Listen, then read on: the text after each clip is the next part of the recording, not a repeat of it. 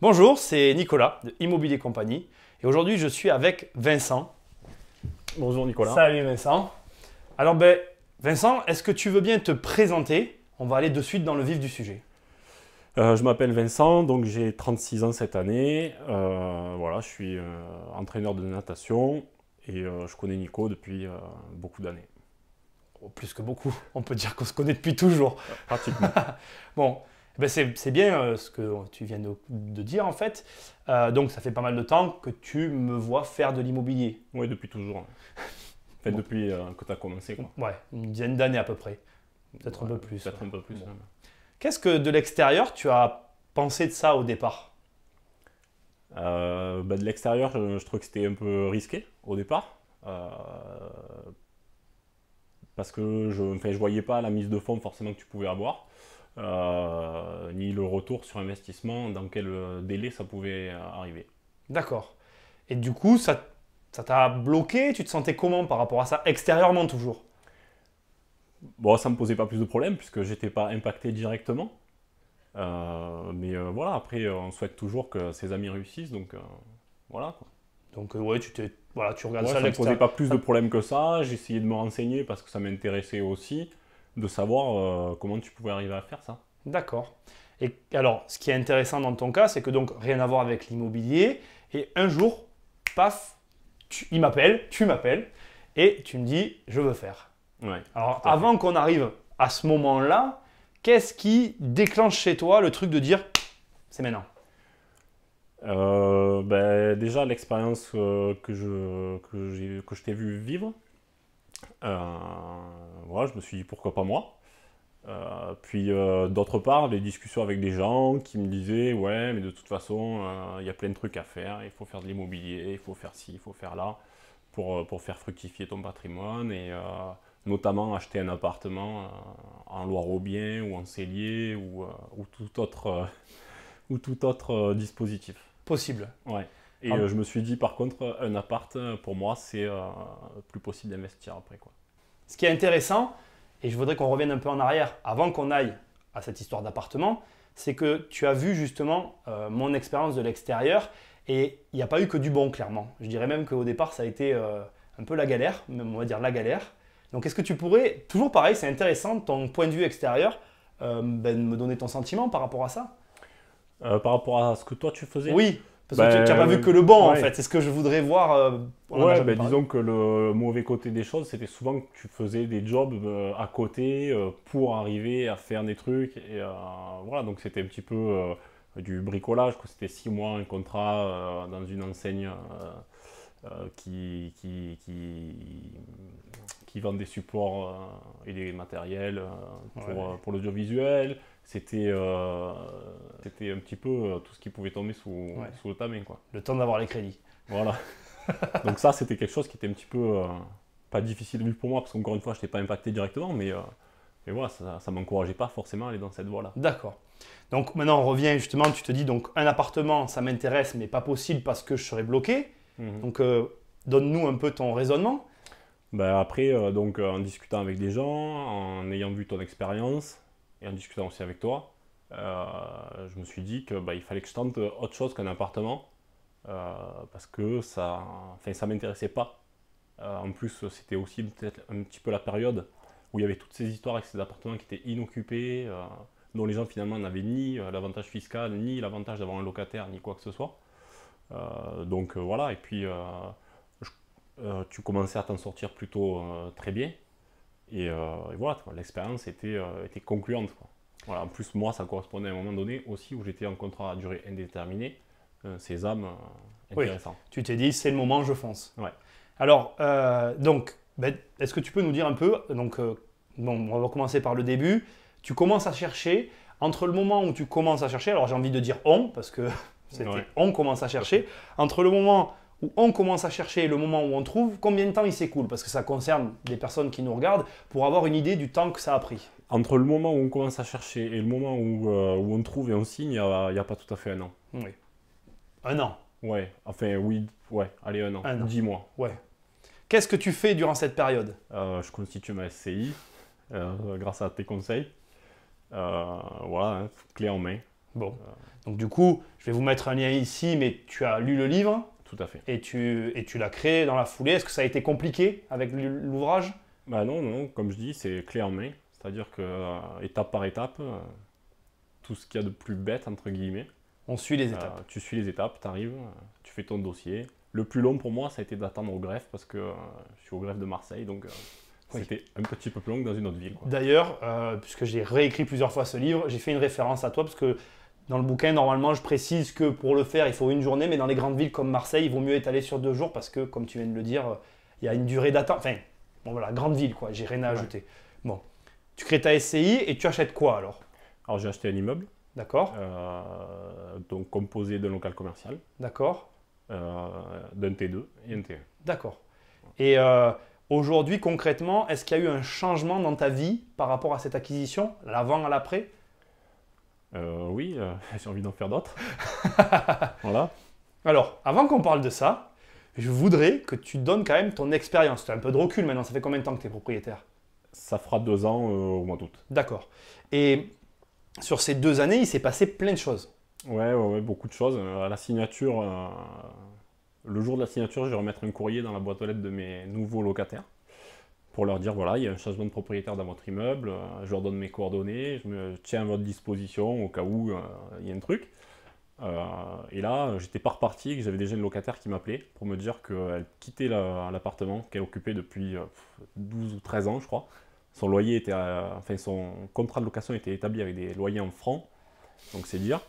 Et elle me dit c'est à cause du locataire qui est en bas, il fait du bruit, patati patata, donc un petit peu échaudé quand même. Donc ça c'est la première étape. On a trouvé notre locataire, on a mis notre locataire en place, les problèmes n'existaient pas vraiment en fait, il y avait vraiment un problème d'entente entre 2 locataires. Donc après avec la nouvelle il n'y a eu aucun souci. Voilà, après il y a eu quelques petits problèmes d'impayés avec cette personne-là qui a perdu son emploi. Tu as géré? On a géré. On a géré. Donc avec les recours légaux. Et finalement, l'histoire s'est arrangée. Je crois qu'exactement ça a duré 3 mois. Donc 3 mois d'impayés. Et donc courrier, coup de téléphone. Alors, régularisé au bout des 3 mois. C'est-à-dire que tu as encaissé au bout des 3 mois. Au bout des 3 mois, tout s'est remis d'équerre de manière légale. Tout à fait. Voilà, c'est important parce qu'il y a des personnes qui peuvent être effrayées par les impayés, mais ça se gère en fait. Voilà, alors il y a plusieurs manières. Tu avais un bon bail. Bon, voilà, on a bien avancé sur le dossier, pas de problème. Qu'aujourd'hui, tu as géré tous ces problèmes et déjà tu nous dis que tu veux faire autre chose. Pourquoi? Parce que, en fait, moi, c'est surtout dans l'esprit de me préparer une retraite. Et puis, plus tôt c'est fait, au mieux c'est. Et puis, pourquoi faire autre chose? Parce que il faut diversifier. J'ai cette envie-là de diversifier. D'accord. Donc, en termes de revenus, l'impact sur ton quotidien, il est de quel ordre pour les gens qui nous regardent, pour donner une idée? Moi, il n'y a pas réellement d'impact finalement aujourd'hui. Ouais. Puisque l'opération elle se suffit d'elle-même. D'accord. Donc après, avec les frais qui sont inhérents, Tu dégages de la marge quand je même. dégage de la marge, ouais. Mais avec les frais qui sont inhérents, disons que ça couvre les frais et voilà, il n'y a pas de souci. Après, j'ai pas une gestion qui est hyper pointue de ça, donc je peux pas exactement te dire combien je dégage. Mais concrètement, pour les impôts, mes revenus ils ont doublé, quoi. D'accord. Et tu as acheté à quel pourcentage? Je sais qu'il y en a qui vont se poser la question. La rentabilité? Oui, la J'ai une rentabilité. rentabilité qui est proche de 10%. D'accord. Et aujourd'hui, tu vas chercher dans la même région ou tu vas chercher ailleurs? Est-ce que En fait, la je zone pense que- géographique est importante pour toi? Alors la zone géographique est importante pour moi parce que ça me paraît difficile d'acheter quelque chose de très très loin. Mais j'ai un petit peu élargi quand même par rapport au début où vraiment je voulais rester très très proche de coins que je connaissais. Bon après aujourd'hui je suis pas forcément aussi parti pour acheter le même type de bien. Voilà. Je veux quand même te faire dire quelque chose. Là, tu habites dans le sud de la France. Entre ton lieu d'habitation et le lieu de ton investissement, combien il y a de temps de route? Il y a 1 heure. Voilà. Parce que pour des personnes, 1 heure, ça peut paraître loin en fait. Donc, je voulais quand même que tu donnes une échelle à tout ça. Je vais te poser une dernière question sur l'investissement immobilier. Quand tu as investi, il y a une chose que tu as dite quand tu m'as téléphoné. On a déjà eu cette discussion, tu dois t'en rappeler, que j'aimerais que tu partages. Ouais. Tu m'as appelé Et tu m'as dit que dans tout ce processus qui a été ton investissement, il y a eu un moment où il y a un truc qui t'a marqué. Ben ouais, c'est à la signature chez le notaire. Voilà. Ben, tu t'aperçois que ça va faire ça fait un choc, quoi, parce que moi, j'avais jamais eu de prêt immobilier. Et bon, c'est vrai que là, tu as un prêt de 200 000 € qui te tombe dessus. Avec voilà. ton nom écrit à côté. Avec ton nom écrit à côté, quoi. J'ai beaucoup aimé cette réflexion parce qu'en fait, il y a des personnes sur Internet qui disent l'argent des autres. Ce n'est pas l'argent des autres, tu as vu ton nom avec un montant en face. Ouais, non, après, là où ça devient rigolo, c'est que en évoluant un petit peu là-dedans, tu finis par te dire que finalement, cet argent, on te le prête à toi et que c'est d'autres personnes qui le remboursent. Mais la prise de risque, elle existe. C'est toi qui la supportes. C'est toi qui la prends. Même si je ne suis pas totalement d'accord avec cette manière d'agencer les mots, c'est quand même toi qui supportes l'opération. C'est à toi de bien gérer ces personnes pour que ça s'autofinance. Ah oui, oui. Mais c'est bien toi qui prends le risque. Ouais. J'ai beaucoup apprécié quand tu m'as passé ce coup de téléphone. Vincent, j'adore finir mes interviews par une question rigolote. Je t'offre un cadeau, tu ne l'aimes pas, qu'est-ce que tu en fais? Alors j'ai déjà regardé pas mal de vidéos que tu as fait. Donc j'ai trouvé des réponses très très pertinentes. Mais moi, quand on m'offre un cadeau que j'aime pas, bon, je suis relativement bien élevé quand même. J'essaye de faire en sorte que tu ne le saches pas. Bon, par contre, après, ça risque de traîner quand même quelque part, quoi. Voilà, parce que je vais pas le revendre. D'accord. Parce que j'estime que c'est un manque de respect vis-à-vis de la personne qui t'a offert le cadeau. Puis bon, en plus, tu m'offriras pas un cadeau que j'aimerais pas, parce qu'on se connaît trop bien. Pour le coup, oui, je pense que je saurais quoi. Et non, mais bon, par contre, après, ouais, ça risque de finir dans une armoire ou quelque part. D'accord. Bon. Voilà. Écoute, merci beaucoup. Avant de finir, juste une petite chose. Il a vu les interviews parce que c'est un ami très proche, donc je lui montre mon travail en amont et d'où la réponse qui est super. Merci beaucoup, Vincent. Merci à toi. À bientôt. À bientôt. Bye.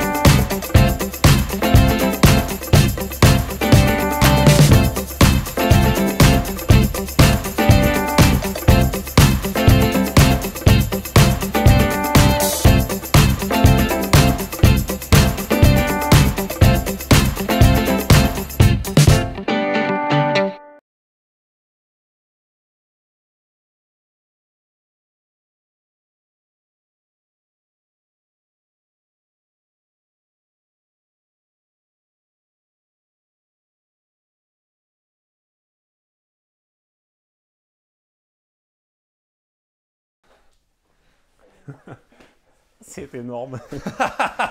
Tu comprends pourquoi je voulais la refaire? C'est dommage pour moi. C'est pas tout à fait la même chose. Ouais. Non, c'est pas pareil la première fois. Vous intimidez. Ouais. C'est bon, t'es à Il l'aise? n'y a pas Fame qui va passer. Il n'y a rien qui va Il y passer, avait le voilà. chat qui était passé dans notre première interview. Trop bon. C'est bon, t'es ok? On y va. Allez, on y va. D'accord. Il y a quelqu'un qui arrive. Rentre, tu peux. Je couperai, ça se verra pas. On avait tenté de faire ça correctement. Ah oui. C'est bon, tu suis le fil? J'y suis toujours. Je crois. Alors, ce qui est intéressant. Attends, vas-y.